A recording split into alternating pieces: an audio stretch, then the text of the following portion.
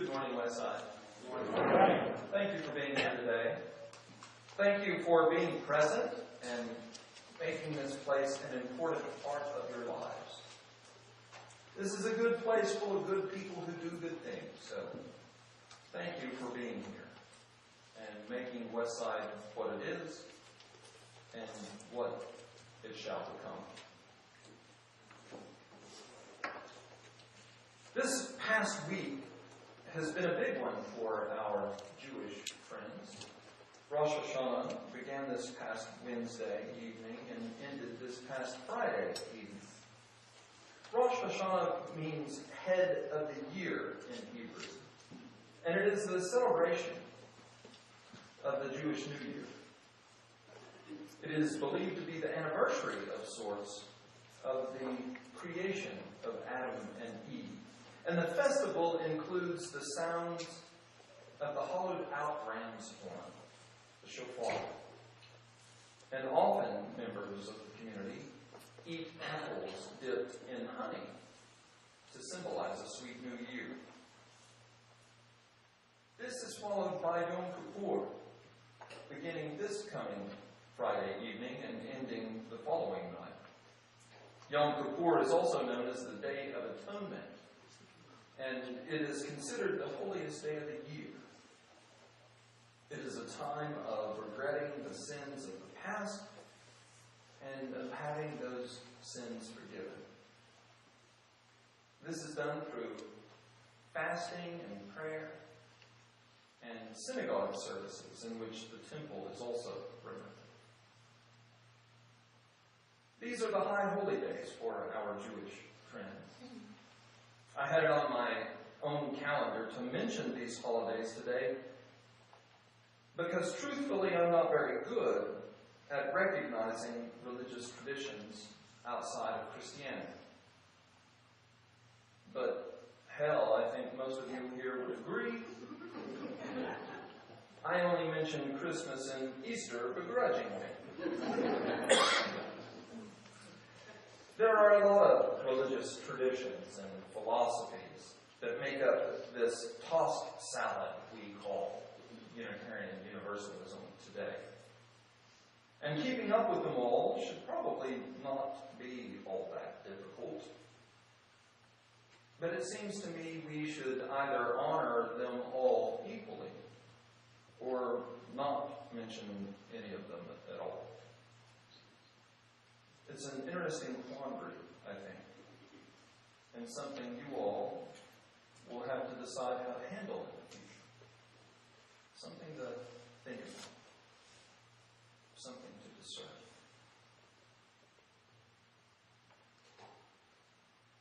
Well, last week, if you were here, you heard me talk about how as I prepare to leave Westside and join my spouse in Chicago, I'm having some difficulty knowing quite what to say from the pulpit. The items I have put in the Westside Story, our congregation's newsletter, have just not seemed adequate.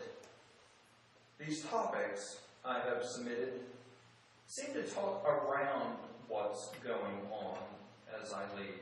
Sort of ignores the reality that change is coming and coming fast. Or change is not coming fast enough, depending upon your perspective. When I submitted my reflection topics for this month, last month, I had just read Sam Harris's booklet or essay titled Lying. You may remember I bumped into Sam Harris while on sabbatical. We were both at the breakfast buffet at a hotel on the island of Hawaii. And I couldn't quite place him or his voice, though both of them were familiar to me. And so I asked him, how is it that I know you?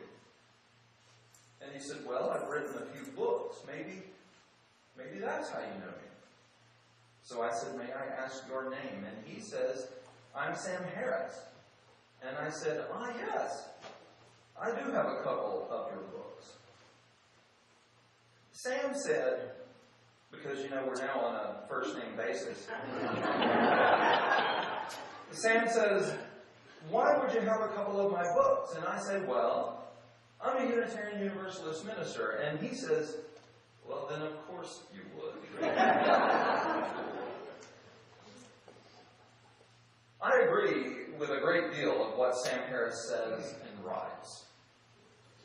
But to tell the truth, he is a little too strident for me. Non-theistic people are still very much in the minority today, though the numbers appear to be growing. And yet I'm much more likely to want to work with other people of other faith traditions than to say all religion must be destroyed. I'm reminded of a story I heard on NPR some time ago. It was about a woman who was a United Methodist minister. And she came to the realization that she could no longer believe in the Bible or in her church. She had indeed become an atheist. So she could no longer be a Methodist minister. And she left that church and felt the resultant fallout. I found that story the other day on the NPR website, and in the comments section, the first post was from a guy named Scott Gill, who said, as an atheist, I can't say that I embrace the modern atheist identity much. I tried joining a few atheist groups and found a lot of bitterness and condescension towards believers. And sure, there are religious nuts, but there are also plenty of decent Americans who believe in God and who do a lot of good with that belief. Now, there is no way to know if this person is actually an atheist, I guess. But I can say without hesitation I have heard those sentiments from other non-theists plenty of times. They are mostly younger people, and they seem less judgmental than many non-theists. And they are often disappointed in how harshly believers are treated by the so-called new atheists. And all of that is to say, I was disappointed in Sam Harris's treatise on lying. There just didn't seem to be a great deal there. He basically said, lying is bad. It hurts everybody, no matter the intention. And that we should all strive to be better human beings who do not lie. Now, if you were here last week, you also heard that I was a bit disappointed in the last book I read about John Shelby's Spawn, or by John Shelby's Spawn. But just like Spawn, just like Harris, I'm not going to stop reading them because they don't go about their writing and beliefs the way I believe they should. We just agree on so much more than we don't. One, an Episcopal bishop, the other, a neuroscientist, both coming from very different places, but both saying some very similar things. I can be disappointed in both, yet still very much encouraged by both of them as well. So last Wednesday evening, there were 50 or 60 people here to attend the congregation's first of several town hall meetings. The board laid out their plan for finding a new minister. Several questions were asked, and responses were given to the best of everyone's ability and knowledge. I think it was a very good meeting. Most in attendance, I think, just wanted to know what's going on. What's the plan? Some had specific desires or concerns they wanted addressed. But most seemed to want to know what the congregational leadership was going to do in finding a new minister. Perhaps the most insightful question, after hearing several responses, was, why don't we have a crystal ball? Because sometimes, while it is very difficult, the ability to see into the future can be the most reassuring. Even if a crystal ball does precious little to actually divine the future, there is some reassurance when we believe it might.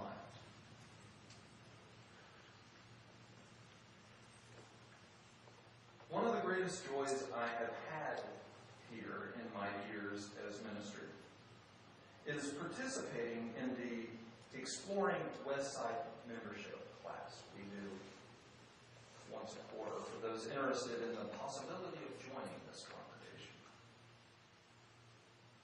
The biggest role I play in the class is talking about expectations. I try to help those in attendance discern the expectations they bring to a religious community and what expectations this religious community has of her members. The idea is that everything we do here, everything Westside is and will be, everything is based on relationship. It is a covenantal relationship that binds us together. And relationships that have unexpressed or unrealistic expectations are often doomed to fail.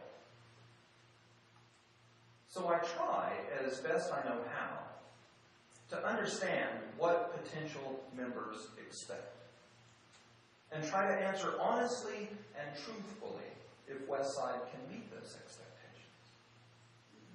And thankfully, we typically can. But perhaps the bigger question I ask is, what are you going to do when Westside disappoints you? What are you going to do when I disappoint you? Because both will happen. The church leadership will do something you don't believe they should. And as the minister, I will likely say or do something you believe I should not do or say. What then will you do?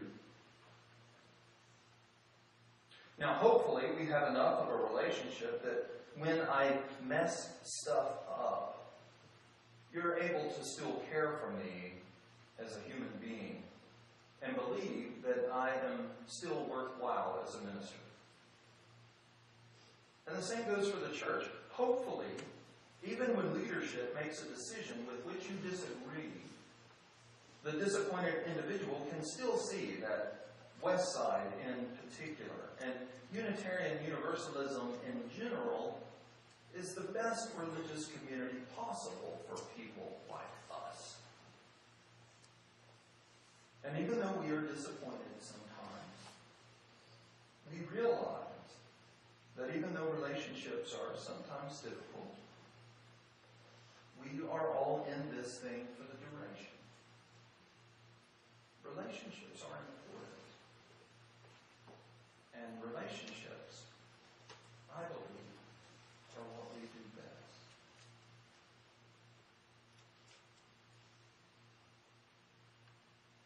One of the things I have decided to do, for better or for worse, is to tell the truth as best I can before I leave.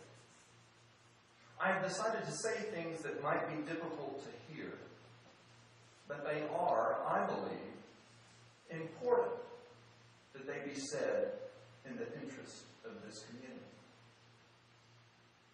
And what I will say now is that it doesn't take a crystal ball for me to tell you what's going to happen here at Westside. There's enough written about church systems for me to be able to predict the future.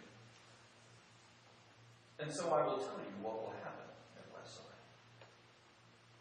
Because Westside is, as much as we want to claim otherwise, Westside is a fairly normal congregation.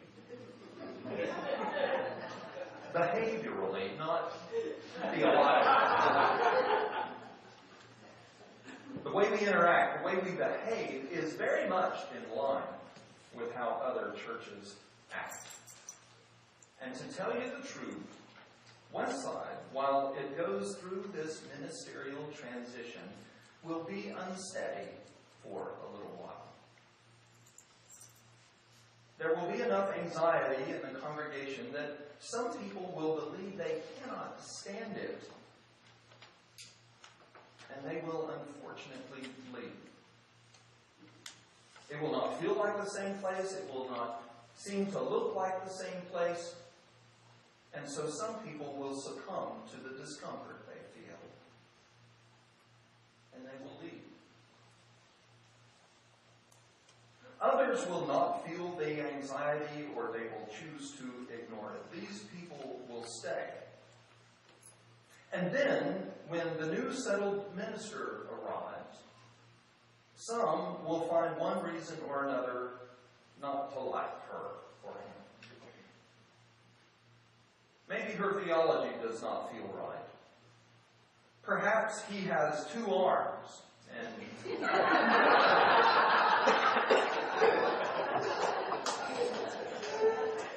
and you're used to having a minister with only 1 arm. Whatever it is, some will find reason not to like the new minister, and they too will leave. I hope you'll prove me wrong, that my prediction is inaccurate, that you are all in it for the duration. But what I have said is very likely to occur. And for a while, it may seem like Westside's future is a little bleak. But after a while, things will begin to settle down. The people who remain will like the new minister, despite how many arms she may have. The anxious people will have either left Westside or given up in trying to make everyone as anxious as they are. And people will once again be attracted to this place. They will once again feel like this is a place for them. And Westside will once again begin to grow. Everyone here will have to decide what role he or she will play. Will you choose to be the anxious presence? Or will you choose to be someone who is calm, who recognizes the difficulties ahead, but who realizes what a good thing we have going on here, even when times are hard? It's your choice. The role you play in Westside's future is your choice. I hope you choose wisely, as I believe most of you will. I will leave you today with a little story that came to me recently from a Westsider I've grown to appreciate a great deal. I'll not tell you his name, just in case you don't like the story. But it is, I think, a story many of you will enjoy. You see, the coach of the Chicago Bears had almost put together the perfect team. But there was one thing missing. The only thing that was missing was a good quarterback. He had scouted all the colleges and even the Canadian and European football leagues, but he couldn't find a ringer who could ensure a Super Bowl win. Then one night, while watching his favorite news channel, he saw a war zone scene in the West Bank. In one corner of the background, he spotted a young Israeli soldier with a truly incredible arm. The soldier threw a hand grenade straight into a 15th-story window 100 yards away. Kaboom! He threw another hand grenade 75 yards away, right into a chimney. Couldn't do it. He then threw another passing car going 90 miles per hour. And it was a bullseye. I got to get this guy, the coach said to himself. He has the perfect arm. So he brings the young soldier to the United States and teaches him the great game of football. And this young quarterback of the Chicago Bears goes on to help his team win the Super Bowl that year. The young man is hailed as the great hero of professional football, and when the coach asks him what he wants, all the young man wants is to call home to his mother. Mom, he says into the telephone, I just won a Super Bowl. I don't want to talk to you, the old woman says. You're not my son. I don't think you understand, Mother, the young man pleads. I've won the greatest sporting event in the world. I'm here among thousands of my adoring fans. No, his mother retorts. Let me tell you. At this very moment, there are gunshots all around us. The neighborhood is a pile of rubble. Your two brothers were beaten within an inch of their lives last week. And I have to keep your sister in the house so she doesn't get accosted. The old woman pauses and then tearfully says to her son, I will never forgive you for making us move to Chicago.